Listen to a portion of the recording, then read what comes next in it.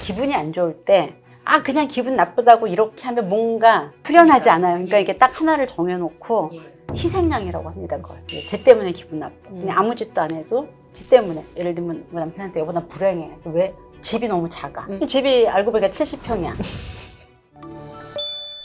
안녕하세요. 대기자TV 대기자 방종임입니다. 구독자분들의 사연을 시원하게 풀어드리는 대기자 상담으로 돌아왔습니다. 오늘도 함께해 주신 교수님입니다. 안녕하세요. 아주대학교 정신과 조선미입니다. 아이디 무명님이 남겨주신 사연입니다. 우선 큰아이에 대한 전반적인 얘기를 들려드릴게요. 큰애는 태어나서 4살까지 조부모님 두 분이 거의 맡아서 키워주셨습니다. 제가 직장생활을 하느라 저녁에 데리러 가면 아침에 또 데리고 와야 해서 뭐하러 왔다 갔다 하느냐 하고 거의 할머니 댁에서 먹고 자다시피 했어요. 저는 데리고 가서 밤에 잠이라도 같이 자고 싶었지만 무조건 아이 고생시키는데 안쓰럽다면서 거의 못 데리고 가게 하셨습니다. 아이는 굉장히 똘똘하고 책 읽기를 좋아해서 또래보다 아는 것도 많고 말도 무지 잘하는 그런 아이였습니다. 그래서 할머니 할아버지의 기대가 무척 컸던 이유도 있고요. 그러다 5살 때 둘째가 태어나고 제가 휴직을 하면서 두 아이를 제가 맡아서 키우게 됐습니다. 큰아이는 둘째 태어났을 때부터 질투가 엄청 심했습니다. 우리 부부가 큰아이 신경 쓴다고 신경 쓰면서 키운 것 같은데요. 좀 크면 나아지겠지 하는 막연한 기다림도 컸던 것 같아요. 지금도 동생을 많이 미워하고 꼴 보기 싫다는 소리도 자주 하고요. 동생 옷 한 벌만 사줘도 왜 쟤만 사주냐면서 난리가 납니다. 좀만 자기가 서운하다 싶으면 할머니한테 전화해서 울고불고 고3 들어서서 공부 스트레스가 커서인지 여러 가지 신체적 고통을 호소하고 있는데 요즘은 이게 제일 심각한 상태입니다. 아이가 원래 예민한 성격이라 소리에 민감해서 자려고 누우면 아주 작은 소리만 들려도 못 잔다고 하고 생각이 꼬리에 꼬리를 물고 계속 이어져서 누워서 생각만 하다 시계를 보면 새벽 2시, 3시인 날도 굉장히 많다고 하고요. 중학교 때 이명이 굉장히 심해서 심한 기간이 제법 있었습니다. 요즘 학교에서 자기 뒷자리에 앉은 남자의 숨소리가 너무 큰데 걔가 사라져버렸으면 좋겠다는 그런 소리도 하고요. 학원 끝나고 마을버스 타고 집에 와야 하는데 사람 많은 걸 견딜 수가 없다고 그래서 30분 걸려서 걸어오더라고요. 그래서 요즘은 제가 데리러 가고 있고요. 제가 보기엔 무조건 마음에서 오는 불안감으로 인해서 따라오는 신체적 증상 같아서 좀 마음을 편하게 먹어봐라, 초조해 말아라 말해주면요. 자기가 어떤지는 엄마도 상상도 못할 거라면서 그런 말 쉽게 하는 게 제일 화가 난다고 아무 말도 하지 말라고 합니다. 아무튼 평소에 호소하는 신체 증상들이 동생 때문이라고는 콕 집어 말하진 않지만 여기가 근본적인 뿌리인가 싶기도 합니다. 또 그 똘똘하던 애가 사춘기며 코로나며 그러는 동안에 공부를 아예 손 놓고 살다가 공부를 고2 겨울방학 때부터 시작해서 대학을 가겠다며 열심히는 하고 있는데요.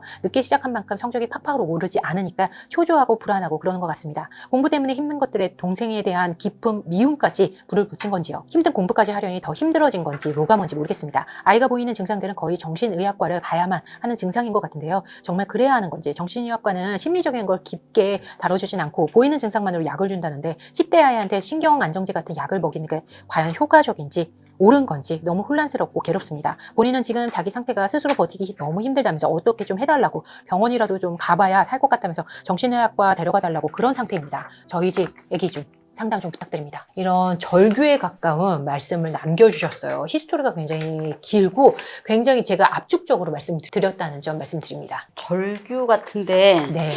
저희 집 애기라고 하셨네요. 마지막에. 네, 절규 같지가 않아요. 어떻게 그걸 또 포착하셨어요, 교수님? 내가 애를 어떻게 보고 있는지. 얘가 드러나는 거죠. 그럼요. 상담 내용에서도 드러나네요. 네. 사실은 지금 2장 반에 걸쳐서 네. 사연을 남겨주셨어요. 그래서 꼼꼼히 교수님과 읽고 말씀을 드리는데 그 고민이 나타나네요. 일단 병원은 무조건 데리고 가세요. 왜냐면은 얘가 진짜 힘들다는 거거든요. 근데 이게 엄마 너무 힘들어. 여기 피나. 근데 잠깐만 여기 약에 좀 뭐가 묻은 것 같아. 잠깐 기다려. 아니 피난다고 그냥 병원에 갈까? 이런 고민만 지금 네. 하고 계시는 거죠. 이 정도면 굉장히 힘든 겁니다. 근데 10대 아이가 신경안정제 같은 약을 자기가 먹겠다고 하고 정신과 가겠다고 지금 말하는 거잖아요. 그리고 저는 애가 이러면 네. 다 컸네 이렇게 생각할 것 같아요. 아, 내가 지금 정신과에 가서 도움을 받을 만한 상태구나. 스스로 그리고 생각했다는 그런 거니까. 문항이 사회 성숙도에서 굉장히 성숙한 걸로 나타나요. 그러니까 어머니는 지금 애를 굉장히 걱정하지만 애기 취급을 하는 거예요. 스스로는 고민을 굉장히 많이 한 친구임에도 불구하고. 그러니까 네가 뭘 아니죠. 야, 정신과 약 아니야. 야, 정신과 약을 너가 몰라서 그래. 정신과 약이 독약도 아닌데. 예, 그리고 얘가 이제 보이는 걸로 봐서는 이제 불안이 굉장히 높거든요. 네. 그래서 이제 어머니가 정신과에 데려가도 될까요? 하나랑 또 굉장히 잘못된 생각이 있어요. 네. 동생하고 아무 상관 없습니다. 이거는요? 그럼요. 불안이 동생한테 온다고 그 원인이 미움에 대한 원인으로 더 커진 거 아니냐 이렇게 생각하시잖아요 지금. 지금 5살 때 둘째가 태어났다 그랬잖아요. 네. 그럼 평생 미워했다는 거잖아요. 미워할까요? 제가 볼 때는 이 아이는 이제 할머니, 할아버지가 데리고 가서 정말 금이야 오기야. 금이야 오기야. 음. 근데 난 금하고 오기인데 어디서 은 같은 게 하나 태어났거든요. 네네네. 그러니까 금하고 옥만 있어야 되는데, 은? 저거 뭐야? 뭐 이런. 그러니까 너무 많이 갖다 보니까 요만큼의 상실도 못 견디는 거죠. 예. 근데 이제 엄마 아빠가, 그럼 큰애가 상처받나 하고 또 이렇게 잘 해줬어요. 네네. 그러니까, 뭐 잘해주나 하는데, 그 은이 아직도 있잖아. 네네. 그런 있죠. 거예요. 있는 게 싫은 거예요. 네. 근데 이게 말이 안 되죠. 저라면 계속 혼내고, 예. 너랑 동생이 똑같아. 예. 미워하는 그 감정에 대해서 적절하게 컨트롤을 걸죠. 동생이 잘못했을 때 네가 싫을 수는 있는데, 존재를 미워하는 건 말이 안 돼. 존재 자체가 싫은 거잖아요. 네네. 동생이 뭘 어쨌다는 얘기는 없거든요. 네. 그러니까 내가 가진 걸 나눠 갖고 가는 존재라고 생각하는 것 그러네요. 같아요. 동생이 어떻게 한 얘기는 없네요. 그러니까 네. 동생 있는 거 그냥 자체가 싫은 거죠. 이 그렇죠. 친구는. 옷 하나 사주면 예. 울고불고 그냥 할머니한테 나도 전화하고. 사줘가 아니라 쟤를 왜 사줬냐는 거죠. 그걸 어떻게 부모님이 이제 놔두셨던 건가 봐요. 지금까지. 얘가 동생 때문에 그런가? 지금 이러셨대잖아요.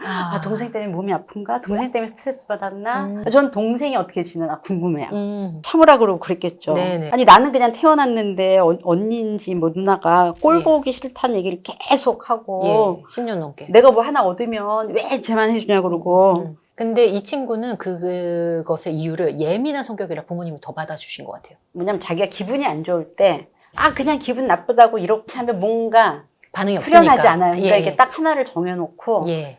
희생양이라고 합니다. 그걸. 그냥 아무 짓도 안 해도 지 때문에. 예를 들면 뭐 남편한테 여보 나 불행해. 나 왜 이렇게 사는지 모르겠어. 왜 집이 너무 작아. 집이 알고 보니까 70평이야. 왜냐면 이제 자기도 뚜렷한 이유가 없이 네. 감정은 오락가락 하잖아요. 예. 근데 이제 이유가 없다는 건 스스로 용납이 안 돼요. 모든 사람들이. 예. 나 이유 없는데 너 싫어. 뭐 이렇게 하면 나쁜 사람이잖아요. 네. 자기도 그건 알고 있으니까 그렇죠. 자꾸 예. 한 대상을 탓하기 시작한 게 지금 너무 오래된 거네요. 네. 소리에 민감해서 아주 작은 소리만 들려도 못 잔다. 네. 이거는 진짜 예민함이 있는 건가요? 이 친구는? 이제 감각이 예민한 건 있죠. 이렇게 네. 청각이나 시각이나 이런 게 예민할 수 있는데 예. 위에는 그런 말이 별로 없어서 예. 근데 이게 다른 친구까지, 그러니까 동생에서 번진 것 같아요. 뒷자리에 있는 친구가 숨소리가 너무 크다. 지하철 못 타겠다. 버스 못 타겠다. 이렇게까지 된 것 같아요. 그냥 이제 처음에는 이제 잠이 좀 안 올 수 있죠. 근데 이렇게 하다가 시계 소리가 째깍째깍 들려. 그럼 의식하면 어느 순간부터 계속. 그래서 이제 무음 시계로 바꿔주면 좀 옆집에서 계속 무슨 소리가 나는 것 같아. 이거는 자기가 굉장히 불안한 상태죠. 불안한 상태는 자극에 민감해지거든요. 근데 이제 그 불안이 이 아이는 또 신체 증상으로 가는 것 같아요. 네. 그래서 뭐 얼굴 마비도 있고 두통, 체증. 그러니까 이제 머리 아프다, 뭐 소화 안 된다 이거 아주 전형적인 스트레스 신체 반응이거든요. 예. 그래서 이제 이때 두통약이나 이제 소화제를 먹으면 잠깐 좋아지긴 하는데 스트레스를 본인이 덜 느끼기 전에는 그냥 계속 이렇습니다. 스트레스를 이렇게 뭔가 건강하게 해소할 수 있어야 되거든요. 네네. 근데 이제 그게 아니라 뭐 동생 때문이야 이렇게 하면 아무런 해결이 안 되잖아요. 그래서 정확하게 제가 볼 때는 이제 수행 불안, 시험 불안 이런 것 같아요. 근데 이제 시험 때문에 내가 스트레스 받는데 자기가 공부를 안 했으니까 그리고 나 왜 이렇게 공부를 못해 이렇게는 말하지 않아요. 모든 애들이. 네, 예. 공부가 안 돼. 예. 왜? 엄마가 조용하게 안 시켜줘서. 예. 왜 엄마가 학원 안 보내줘서. 예. 근데 공부를 못해라고 아무도 얘기하지 않고 공부가 안 돼. 왜? 내가 이상한가? 안 돼요. 너 때문이에요. 근데 이제 그렇게 되면 또 더 화가 나거든요. 예. 그러면서 이제 점점 더 원망이 커집니다. 그러면서 예민함도 커지고요. 그렇죠. 예. 그리고 이제 학년은 올라가고 시간은 지나가니까 이제 불안이 점점 올라오겠죠. 그러니까 스스로도 지금은 너무 예. 감당하기 힘든 그렇죠. 상황까지 간 거네요. 가니까 엄마 나 병원이라도 갈게. 중학교 때부터 이명은 나타나기 시작한 것 같고 고등학교 올라가서부터 공부 스트레스가 커서 이제 신체적인 고통까지 점점 더 제가 볼 커진 것 같아요. 때는 그렇게 된 이유가 있는 것 같아요. 예. 지금 어렸을 때 아이가 굉장히 똘똘하고 책 읽기를 좋아해서 또래보다 아는 것도 많고 말도 무지 잘하는 아이라 그랬거든요. 그러면 이제 보통 뭐라 그래요? 아유 우리 누구는 뭐 잘한다. 아는 것도 많구나 이렇게 하구나 하고 그 다음에 뭐라 그래요? 공부도 잘하겠구나 가면 1등 하겠구나 아유 서울대 가겠네. 네. 패턴이시죠. 그럼 이제 이 아이는 난 서울대 갈 아이야 이렇게 자기도 모르게 서울대 외에는 별로 기억에 남는 게 없어요. 그냥 아이들이 뭐 공부를 잘해야지 이게 아니라 서울대를 가야 되나 보다 이렇게 생각하는데 근데 이제 이게 한 중3, 고1 되면 이게 다 현타가 옵니다. 이게 등급이 나오잖아요. 그럼요. 나도 계속 나를 서울대 갈 사람이라고 생각하고 가족들도 그렇게 생각해요. 그럼 어떻게 할 수가 없어요. 왜냐면 나는 원래 서울대를 가기로 되어 있기 때문에 서울대를 못 간다고 생각하면 그 이루 말할 수 없는 절망, 그 다음에 다 나를 그렇게 생각하는데 엄마 나 서울대 못 갈 것 같아 이런 말 절대 못 못하죠. 하거든요. 네. 그래서 그런 애들이 집을 나가거나 어. 갑자기 음악을 한다 그러거나 네. 유학을 간다 그럽니다. 그 현타를 극복을 못해서요. 그렇죠. 그래서 어. 넌 알아서 잘할 거야. 이것도 굉장한 부담입니다. 뭐 조부모님 입장에서는 칭찬을 하는 게 얘한테 도움이 될 거라고 생각하시면서 이렇게 하셨을 거잖아요. 아니죠. 내가 칭찬하고 싶어서 하는 거죠. 칭찬의 형태지만 기대죠, 기대. 근데 이 친구는 그 기대를 감당하기에는 현실하고 괴리가 크던가 아니, 아니면 근데 예민함이 너무 크던 친구였어요. 많은 애들이 이런 현상이 있어요. 왜냐면 이제 애가 하나하나 둘이니까 이렇게 칭찬을 많이 해주잖아요. 그럼요. 아유, 엄마 말 잘 듣고 공부 열심히 해. 예. 학교 잘 다니지. 공부 잘하고 있지. 그럼 이제 고등학교 가면 어유 뭐 공부 잘하지. 아, 우리 뭐 손주 인서울 이렇게 가겠지. 하죠. 뭐 이렇게. 네네. 그럼 인서울 가야 되는 거예요. 그렇죠. 못 가면 모자른 애예요. 똑같은 칭찬을 들어도 어떤 친구는 감당하는 친구가 있고 그렇지 않은 친구가 있는 거잖아요. 근데 엄마 아빠가 같이 거기에 동조해. 네. 맞아, 너 잘하지. 이렇게 되면 선택의 여지가 없어요. 왜냐면 아이들은 내가 공부를 잘하니까 사랑받는구나 이렇게 느끼거든요. 그리고 그게 지금 쌓여서 이 친구 예민함까지 이게 덧붙이니까 말도 무지 잘한다 그랬어요. 네네. 좀 잘하는 게 아니라 네. 또래마다 아는 것도 많고. 근데 어머님이 이런 멘트를 쓴 거 보니까 정말 기대치가 있으셨을 것 네. 같아요. 공부를 안 하는데 점수가 잘 나오네 뭐라든지 음. 뭐 특목고 우리 준비하라고 딸. 하더라고요. 예, 뭐 이제 예. 이런 얘기를 이렇게 좀 예. 그런 아이가 아니었나. 그럼 이제 한 중학교 때쯤 만약에 특목고를 가려면 중학교 초부터 준비해야 되잖아요. 그럼 이제 학원을 특목고반을 들어가면 어마어마하게 학습량이 그럼요. 많습니다. 예. 그럼 이제 그때부터 난 잘하는데 이게 왜 힘들지? 예. 시험을 봤는데 왜 내가 이렇지? 근데 이제 엄마 내가 처음 봤는데 못 봤어 라고 말할 수 없는 분위기인 것 같아요. 지금은 동생을 핑계로 대지만 사실 동생은 원래부터 있었으니까 그렇죠. 그렇게 중요한 대상은 아니라는 말씀이신 것 같아요. 그렇죠. 이 원인의 큰 이유는 그리고 아니라는 이제 거. 진짜 괴로운 건 나 때문이잖아요. 근데 내가 나를 탓할 수는 없거든요. 왜냐면 나는 잘하는 애기 때문에 그걸 받아들여야 나 왜 이러지인데 그게 안 되니까 이제 미움으로 이렇게 바깥으로 막 발산이 되는 거죠. 그리고 이 친구가 자주 하는 멘트가 이건 것 같아요. 엄마 같은 사람은 나의 고충을 모를 거야. 이런 얘기를 계속 하거든요. 이건 어떤 이유 때문일까요? 엄마가 이해를 못 하세요. 왜냐면 예. 뭐 이렇게 굉장히 예. 막 불안할 때 있잖아요. 네네. 남편이 마음 편하게 먹어 도움 돼요? 안 되죠. 그 말을 계속 하시는 것 같아요. 아. 초조해 말아라. 마음을 좀 편하게 먹어봐. 예. 아니 나는 내가 뭐 편하기 싫어서 그러나요? 그러니까 어렸을 때부터 너무 칭찬을 많이 듣던 아이여서 이게 내 머릿속에는 당연하다고 머릿속에 쌓였는데 현실과의 괴리를 어떻게 해야 될지 감당이 안 되는 거네요. 빠르면 초등학교 6학년 때부터 예. 학원을 안 가겠다 뭐 이런 애들이 생기기 시작하거든요. 네네. 근데 이제 잘하다가 왜 그래 이러면은 이제 이렇게 넘어갈 때 뭔가 자기 객관화가 되는 거예요. 이제 학원은 또 가면. 레벨이 있잖아요. 네네. 특정 학원도 있고 잘하는 애들은 저기 다 가. 그러면 이제 너도 저기 갈만한데 이렇게 하고 이제 엄마가 데리고 가면 내가 잘하는 줄 알았는데 이렇구나 이런 마음이 들면서 근데 넌 잘할 거야 열심히 안 해서 그래.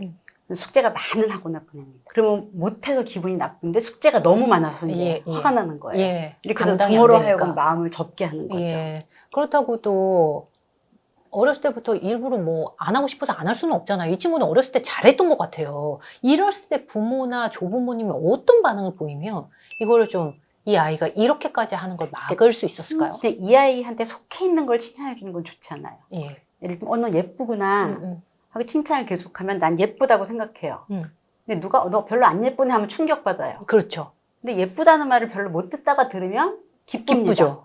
그다음에 너 키가 크구나 예. 이러면은 난 키가 큰 애예요. 예. 근데 중학교에 갔더니 나는 안 크고 딴 애는 쑥쑥 커. 포함되어 있는 속성에 대한 칭찬은 안 좋아요. 얘가 노력한 거에 대해서 칭찬을 해주셔야 됩니다. 쓰레기 갖다 버렸는데 잘했어. 엄마 숟가락 갖고 왔어. 잘했네. 이런 거를.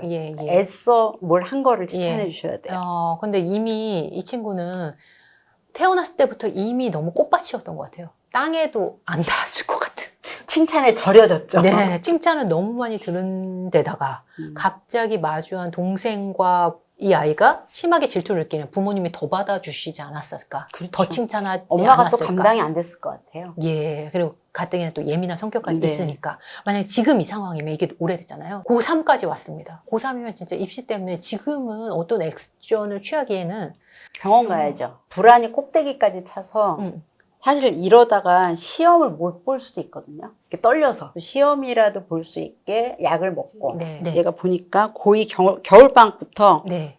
공부를 해야지 이렇게 한 것 같아요. 네. 그래서 이걸로 보면 똘똘한 애가 맞는데 음. 그러면 이제 이렇게 수준을 맞춰갖고 이제 그래서 공부를 하고 거기서 더 오르락 내리락 하지 말고 그냥 대학을 바로 가면 또 대학 친구들 때문에 좀 어른이 되는 게 있거든요.